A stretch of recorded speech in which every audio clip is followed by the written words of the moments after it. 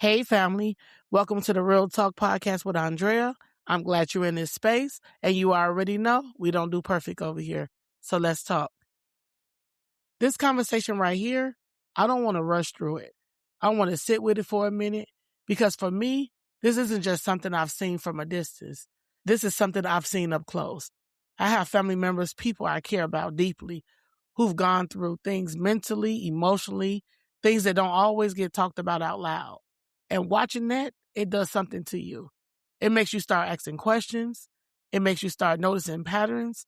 It makes you start realizing this isn't just one person's experience. Why does it feel like so many Black men were taught how to survive, but not how to heal? And I'm not saying that to point fingers. I'm not saying that to blame. I'm saying that because I want to understand it in a real way. Because if we're being honest, a lot of what we see growing up, a lot of what people are taught is how to keep going, how to handle things, and how to push through. Don't cry, be strong, you'll be all right, just deal with it.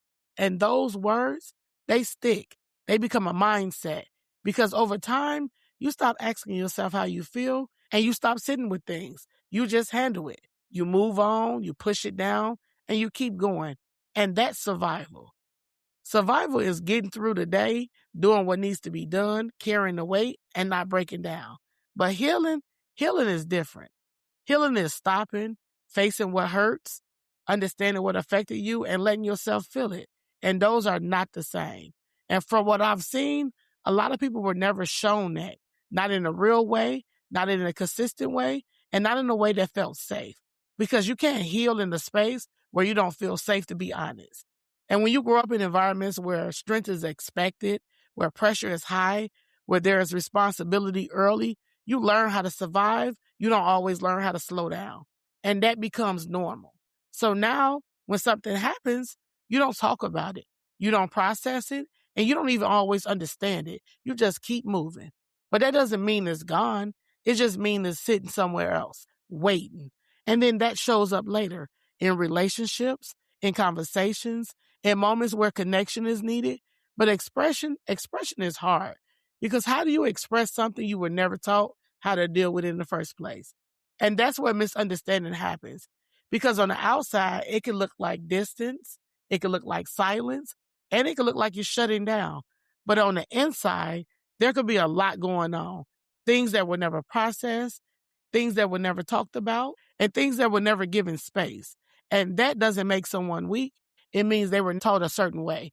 And this is where I want to bring God into this. Because healing was never meant to be done alone. Psalms 34:18 says, "The Lord is close to the brokenhearted." And I think sometimes people are taught to be strong in front of people, but not taught how to be real in front of God. Because there's a difference. God doesn't need you to show up perfect. He doesn't need you to have it all together. He meets you in the real, in the honest, in the moments where you finally say, "I'm not okay." And that's where healing starts.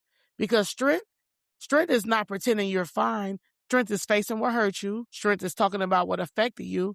And strength is allowing yourself to feel it.